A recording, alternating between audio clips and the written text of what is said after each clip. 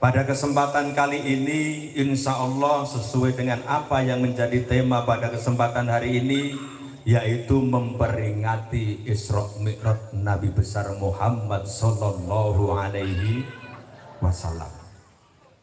Panjenengan lan kula setidaknya pernah mengetahui cerita tentang ini, mangertosi cerita babakan Isra lan Mi'rajipun Kanjeng Nabi Muhammad Sallallahu Alaihi Wasallam. Kita tahu bahwa Rasulullah Sallallahu Alaihi Wasallam orang yang sangat dimuliakan oleh Allah, orang yang selalu memegang teguh adat dan budaya daerah, orang yang selalu mencintai tanah airnya. Hubbul waton minal iman, mencintai tanah air adalah sebagian dari iman. Apa buktinya Rasulullah Shallallahu Alaihi Wasallam mencintai negaranya, mencintai budayanya, mencintai adat istiadat daerahnya? Manakala panjenengan dihadapkan atau mengetahui tentang berbagai macam ritual, misalnya saja puasa, salah satu rukun halo ibu, puasa merupakan salah satu rukun ibadah haji merupakan salah satu rukun. Salli ala Muhammad. Bukti bahwa Kanjeng Nabi Muhammad Sallallahu Alaihi Wasallam mencintai tentang adat budaya. Saya katakan sebagai puasa adalah salah satu warisan adat budaya yang dikembangkan, diperjuangkan, dilakukan oleh Rasulullah Sallallahu Alaihi Wasallam. Ini terbukti pada rukun iman dan rukun Islam kita ada kewajiban untuk berpuasa. Gitu? Kewajiban untuk berpuasa.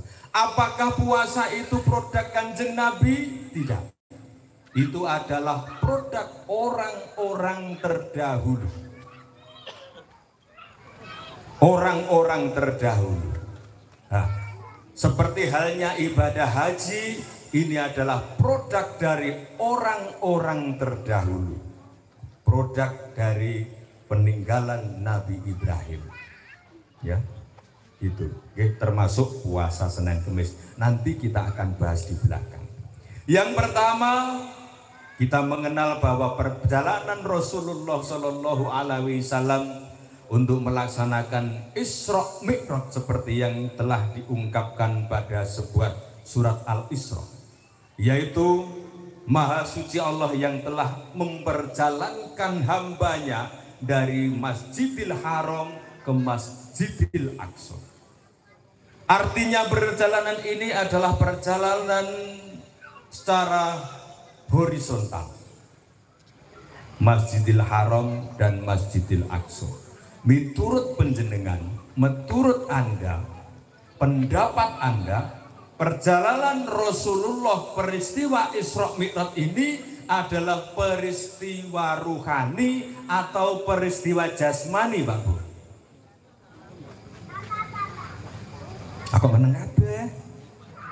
Bu, Ibu, Pak,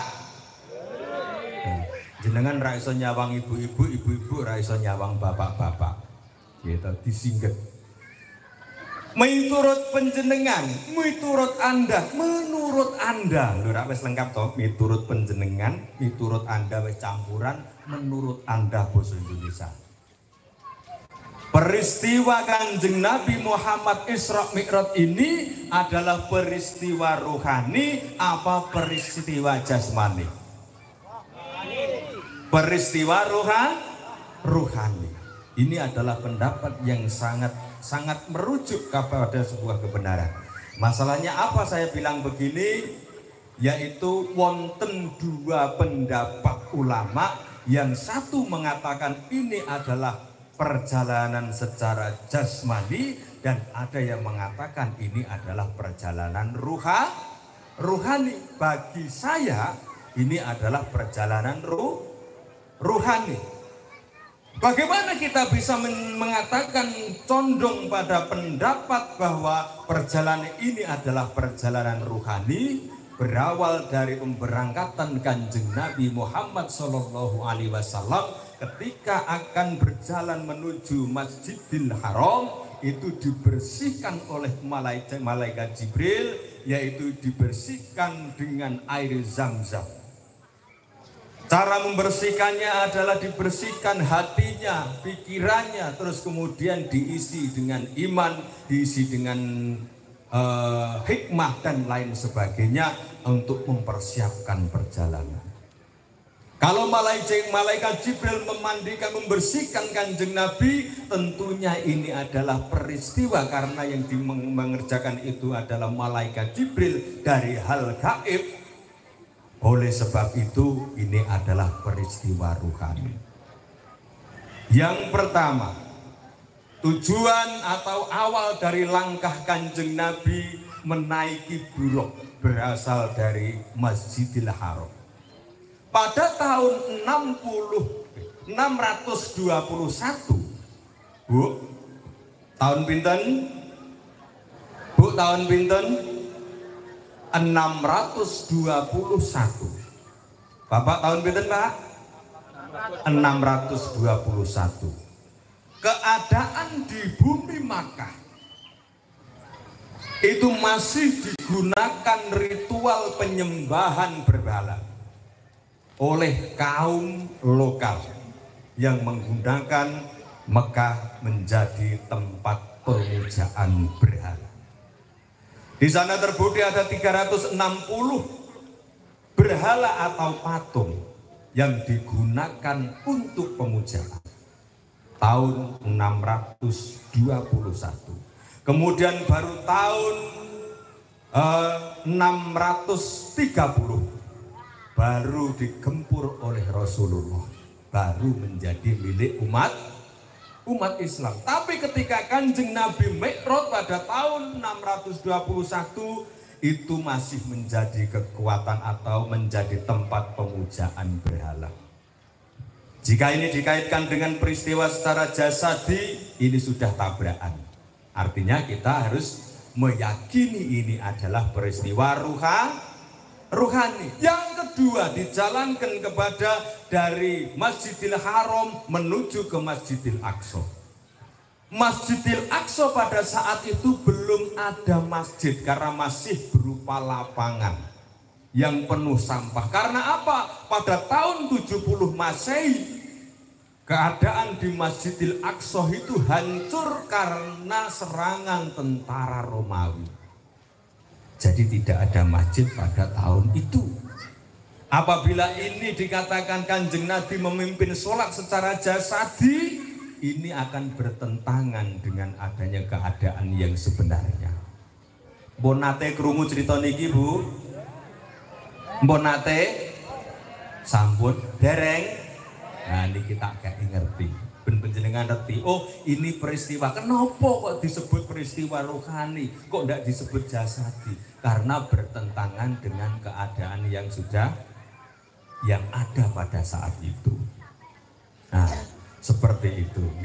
Jadi perjalanan beliau dari Masjidil Haram menaiki Buraq kepada Masjidil Aqsa, memimpin sholat para nabi, itu adalah peristiwa yang sangat luar biasa, peristiwa rohani. Itu karena peristiwa Isra Mi'raj ini memerlukan sebuah keyakinan dan kepercayaan yang sangat mendalam. Karena apa? Peristiwa Isra Mi'raj itu adalah peristiwa mukjizat Kanjeng Nabi yang di sana tidak ada saksi satupun kecuali malaikat Jibril. Ya, kalau ke nabi-nabi lain seperti Nabi Musa membelah lautan, ada saksi boten? Kanjeng Nabi Musa membelah lautan, ada saksi boten? Kok iso mboten? Ya ada wong jebret kene iki kawulane kok. Ya, ada saksinya. Nabi Ibrahim dibakar dengan api, ada saksinya tidak?